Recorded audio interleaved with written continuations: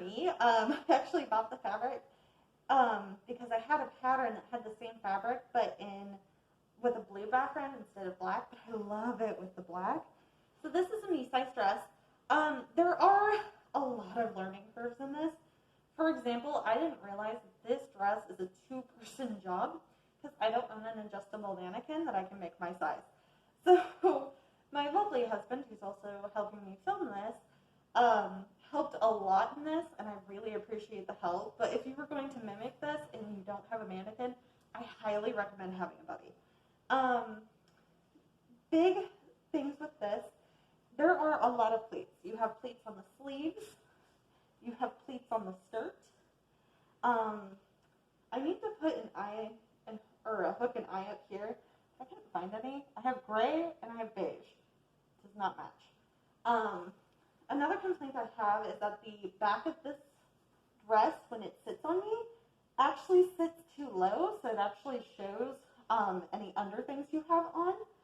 So that I could fix with lace or a modesty panel. That would be something I would have to sew on additionally, or just being mindful of what I'm wearing. Overall, I highly recommend this pattern if you have a buddy and you're a bit more of an experienced sewer. This is not an easy pattern where I was like doing stuff off camera because I didn't want to get frustrated on camera. But I adore how this turned out. It is by far one of the favorite things I've made myself, at least sewing-wise. Knitting, there's a bit of a long line of things I like that I've knitted myself. But overall, I really recommend it. This is a very long skirt. It does not cut off short. You could make it shorter if you wanted to, but I like having that length, especially because I'm short. So this is a very nice pattern. I really like how cotton works with it. It's very breathable. Overall, I just really like this project, and I hope you can bear with me through the literal blood, tears, and frustration that went into this. The first adult outfit. Okay, so this is something that I was hardcore I wanted to make just for me. So I saw this pattern, and I said I want it, but I don't want it in light blue. Clearly I didn't go with light blue. And it's the same exact pattern fabric, except it's black as its base. So I am making this one. I just realized I did not cut out this white portion, which I will do. Actually, no, I am not going with this one. I am going with this one. Because I really love these cap sleeves, whereas with this one, it has really skinny sleeves. I am making this one. I may or may not just throw white buttons on just to be cute, because white dots everywhere. So I don't have everything on one screen at this point because of the fact that there's so much fabric here and there are so many different things that are going on here. So this is your center front of your bodice. It has a start of a sweetheart. It is it's going to look great. This will make a very three-dimensional shape when it's done. Versus children's clothing is kind of shapeless for the most part, except for like if you gather the hem, then it makes it it gives it a little more of a silhouette. So this is your center front, if this will push. And in other patterns, I use the same fabric as the lining. Not the case in this one. I went with black. So this seam will connect to this piece, and that will make it have this silhouette for the chest.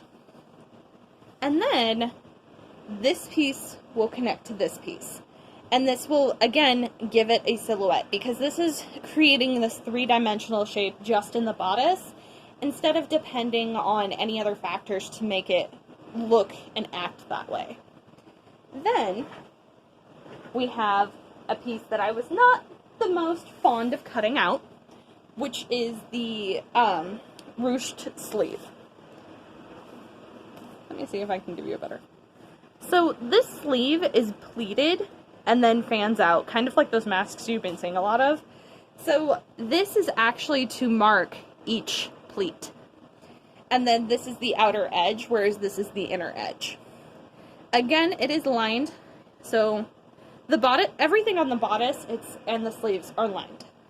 So the bodice will have a lot of stiffness, a lot of structure to it. However, because you're also interfacing it on top of everything. However, that will help a lot with helping it maintain its structural integrity. There are a lot of skirt patterns, or skirt panels. You have your center front one, which is right here. Then you have the one right next to it, which would go right where that curved bodice piece will be, and then your back panels. And then the back panels, of course, have one straight seam and then flare out at the ends. I may or may not actually trim this in lace, now that I think about it. I am a huge lace fan. I don't know if anybody knows that, but if I can trim in anything all day, every day, lace. As long as it's not itchy. So I'm really excited about this because of the fact that this is something I'm actually making for me, which I don't do particularly often. I have a few pieces that I have made for myself, but they're not as form-fitted as this because some patterns really do not give you the ability to, if you have, they don't guide you in line work of saying if you are skinnier at your natural waist, thicker at your hips, how to change your lines in order to do that. This one actually did. So I feel pretty confident and comfortable in how this is going to look, and I'm really excited. Because it also means that instead of me wearing Renaissance garb every time we do a Decades Day, or like back in the day kind of outfit contest and stuff, I can just wear this and go 50s. So I'm super excited about this project. We'll see whether or not it goes as well as I hope, and let's have some fun. Ignore the tugging on the fabric. That would be my kitten tugging on it. So this is lightweight fusible. Stop it. Yeah. I know, you want to play with me. This is the naughty kitten. His name is Jervis. Okay. Leave my fusible interfacing alone. I know it looks like it's fun. Okay. So when you do fusible interfacing, you need to make sure that the glue side, which feels like bubbles, is facing this way. And then you put your fabric with the whatever side you want facing outward on top, like a sandwich. So you want it to look really, really pretty when you're done. If you put the fusible fusible interfacing on this side, then it's going to make it look very, very cloudy and not quite right. So typically for fusible interfacing, how I work is that I try to save as much room as possible. This one has a tear in it though, which is why I'm just going right here, because I do save the extra and use it for other projects. So for this particular one, I'm just going to take advantage of the V that's right here. I have my iron on high heat, and I'm just going to press down. Most patterns tell you to cut out the interfacing and then fuse it, which is not the way that I prefer to do it. Because sometimes you cut it just slightly off, it bubbles up, there's a lot of things that can go wrong. So on high heat, with a little bit of steam, it starts to melt the glue and it sticks. So I am very, very careful not to make I start at the center, iron out the center, and then work my way out. The reason why I do this is because I do not want my iron to touch the glue as much as humanly possible. And I have a kitten that is very, very much wanting to be put in timeout. Okay. So this side is fused. I can tug on it and it comes together. So I'm just going to continue ironing until all of it is fused. If you have a little bit on these sides that aren't fused, where the seam allowance is, that is fine. Do what you're comfortable with. Remember to keep your iron moving, even if it's a little bit slow, because you don't want to accidentally melt it and have it burn. Okay, so the last bit I have is actually right down here, and then I'm done. take advantage of the steam. It makes the iron that much hotter, it makes this fuse a lot faster. Okay, it is fused. I'm going to go ahead and cut this out and repeat with all the other cherry bodice pieces. Bodice. I already had to do this in black. I am actually about halfway through the dress at this point because I did the bodice in the lining and I did the skirt. I realized I missed 2 of the skirt panels, and so I had to rip out 2 seams, put in 2 more skirt panels, and then I finished a sleeve because I was trying to figure out how to put these on. Help. Bless me. So what I didn't realize with how fitted this is this does not work without a partner to try it on you. The reason why I say this is because of the fact that, like, there is a couple straight seams, like right here where I'm pinning the back to the side front, right? But then there's curves, and curves can throw a huge wrench into everything, and when you don't have a dress form that you can adjust to yourself, it does not go as well. So I have the back pinned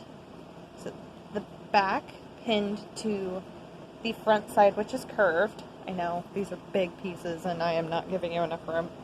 And then that curved side front goes to the actual sweetheart neckline, which is making it curve. For curves, I like to sew the flat piece on the bottom so that all the curving is actually occurring on top. So I will pin the top and the bottom, and then kind of figure out where the rest of the curve fits into the rest of the flat piece. And this requires some troubleshooting. These are the interface pieces, so they don't stretch as nicely, but if you've cut your pieces correctly, they fit like a glove, like they're doing right now, which they did not do for me on the cotton, so that should tell you something. These are also interfaced, so they're a lot stiffer. So I'm going to do the same on the other side, and then I'm going to sew each seam. I'm not going to video me sewing each seam because this video is already going to be incredibly long. So for the bodice, you have 4 seams to do.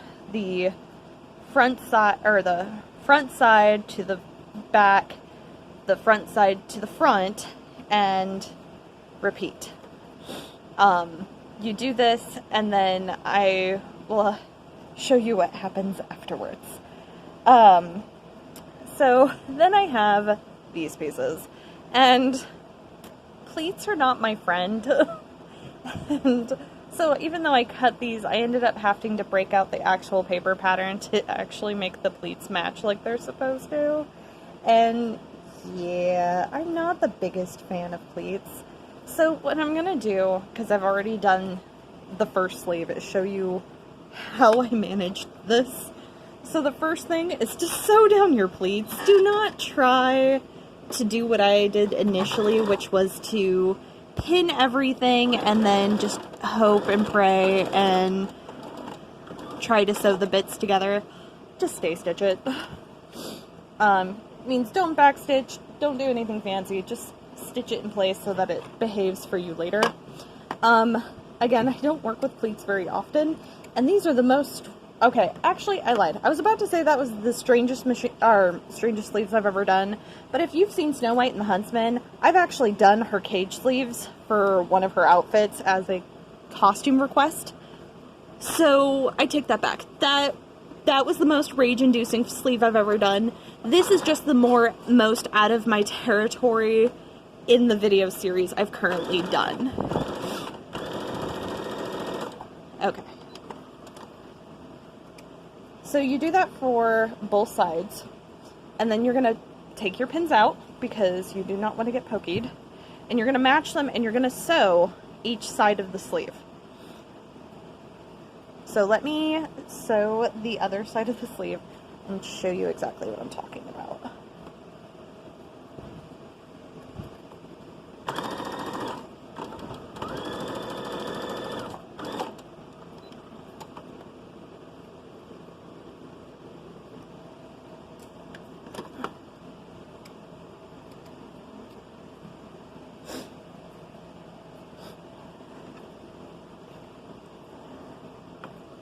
And by the way, I do have these pleats mirrored because that is a thing.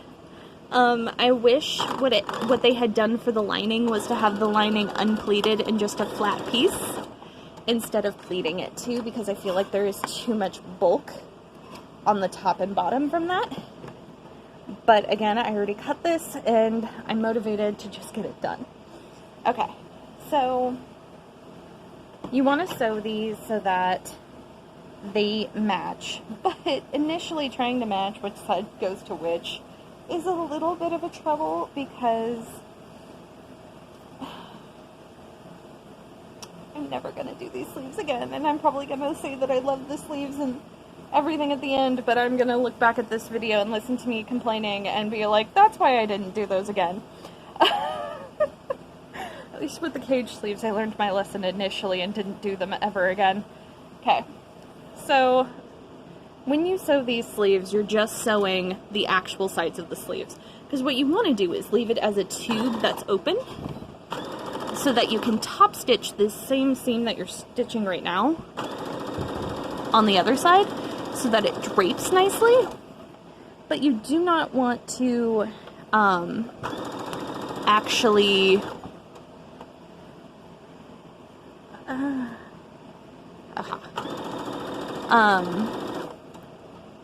do much with this, because otherwise it's going to fight you. I learned that on the first sleeve.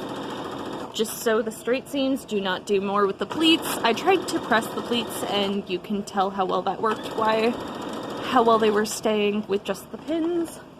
So I gave up on pressing, not that I'm the best presser to begin with. So turn the other way and top stitch. I'm not going to show that because you kind of see the process as is. I'm going to finish sewing the bodice and kind of throw everything together so you can kind of see where I'm at for the next one. Placement of sleeves. I'll show you in the next part. This is a two-person job if you do not have a mannequin. I promise you, if you're going to do this pattern, have a buddy. Okay, the reason why I said you need a buddy. This bodice is not meant to fit when you sew it. It is meant for you to try it on and then figure out how much smaller this back piece needs to be and then put an elastic on it. You need a buddy for that. Like, there's no way you're doing this by yourself. And then you also need a buddy to pin the sleeve on so that you know exactly where the sleeve needs to be on the newly shrunk back. Yeah, I did this much and then I left it alone for a while because I was just like, oh my gosh, this is so much more intense because I wasn't expecting this. And then you've got the full skirt. And the skirt I've already pinned to the bodice because I wanted to make sure that it was full enough, because I did have to take out 2 seams and then put 2 seams back in, or 4 seams in. And so it was just all sorts of a mess. It's not as full as the picture is, but if you put a petticoat underneath it and just kind of make it a little more full, it'll be fine. Or as is. At this point, I'm just happy it's being a thing. So what I need to do now that I have the actual front bodice done is to pin the other sleeve on, pin this to the lining, and sew the top. Mind you, I also need to put the zipper into the bodice as I do this, because of the fact that I'm like, I'm not walking you through every step of this because even I don't know what I'm doing. So the zipper is the invisible zipper. It is going to end up being sewn in between the bodice lining and the actual bodice, so that hopefully when your bodice is done, you just end up with the zipper already being halfway through. But I would also have to sew the skirt on. So I'm just having all sorts of construction fun trying to figure out how to do this with the least amount of hassle on my part. So yeah, this is just being fun. Cue my tears of frustration. So what I might do is just sew the very top where the neckline is and the sleeves. Call that done. And then sew the skirt on. Well, no, because I still can't sew. My sanity just coming out my ears. I don't know how I'm gonna do this. I could just put this zipper on regularly, which I might just do, because this is just being too much of a hassle. Why not? No, because I like the look of it being, I don't know. We'll find out. Cherries. All the cherries. When this is done and it's on me, I will do a happy twirl. At the end of this video, I will do a happy twirl if this all comes out nicely. Blood, sweat, and tears have gone into this. Blood, sweat, and tears! Okay, so I sewed the front, or the outside and the lining bodice together. I sewed the skirt to the lining bodice because I am not, repeat, not going to whip stitch this or have it floating. I don't do floating lining, ever. No. So, and I also hate zippers. Have I told you how much I hate zippers? I mean, they're functional. I don't like sewing them in. I will say, if you're the one college dude from my dorm that tried to get me to repair the zipper on his shorts and I gave him the rudest look, I hate zippers. I love how they are a closure. I hate zippers. And since I want this to be somewhat easy to put on, or I figured out large eyelets, hook and eyes are actually a thing, and I almost got them for this because I was thinking about it. So the zipper is tucked into the two pieces of bodice, and then the skirt is folded over the rest of it. I'm going to sew this seam, probably a lot of other seams, and I'm just going to be like, come back and be like, that was hard. The front bodice is pinned to the skirt. I have it folded over where the original stitch line is. Because if you look at my pinafore, you'll see that I prefer having it done this way, where I could just sew I don't care if the lining looks horrible, as long as the front looks great. And since the lining's already attached to the skirt, I don't have to worry about missing pieces like I do when I sew the bodice folded to a skirt. So this is going to be very reinforced, and if it's not pretty on the inside, I don't care.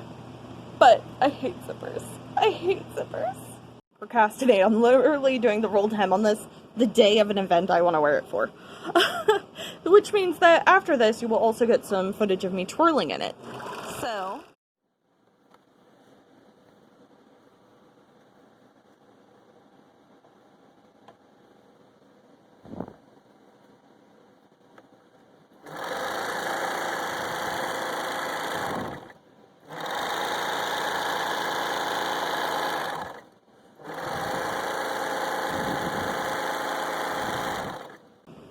you may feel the need to help push this, but it really needs to feed on its own.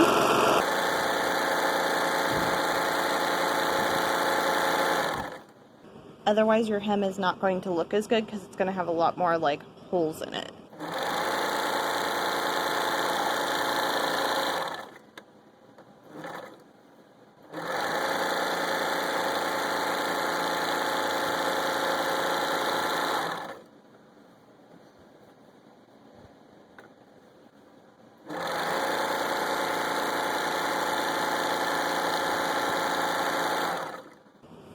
I noticed how much cat hair there is on the hem of this. It was hanging off my ironing board. And Jarvis decided that anything on the ironing board was fair game.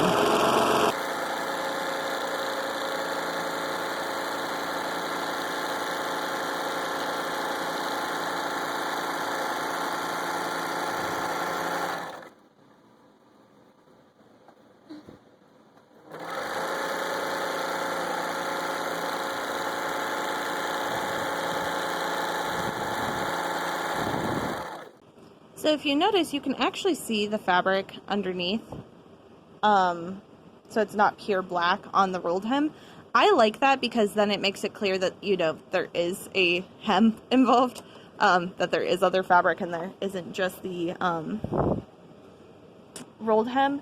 But if you're so inclined, when you do the first run, you can put down the cutting blade and then just go through it again with more rolled hem.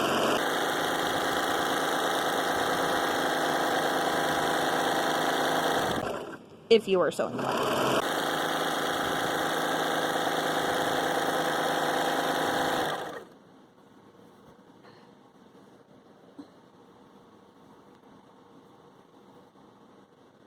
Oh, this skirt just goes on forever.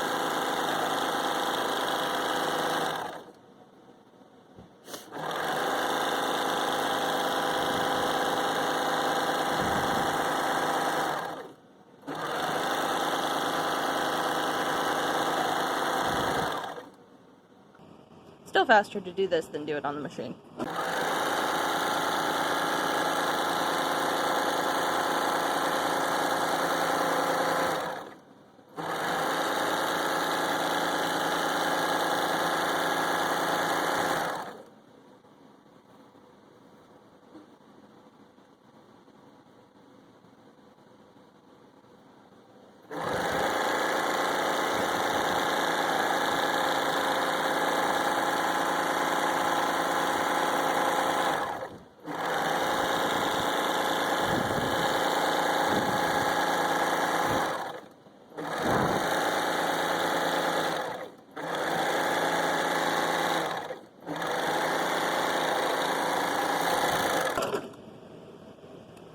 Alright, and then this is all done. I'm going to finish getting ready for that event, and then I will show this off outside.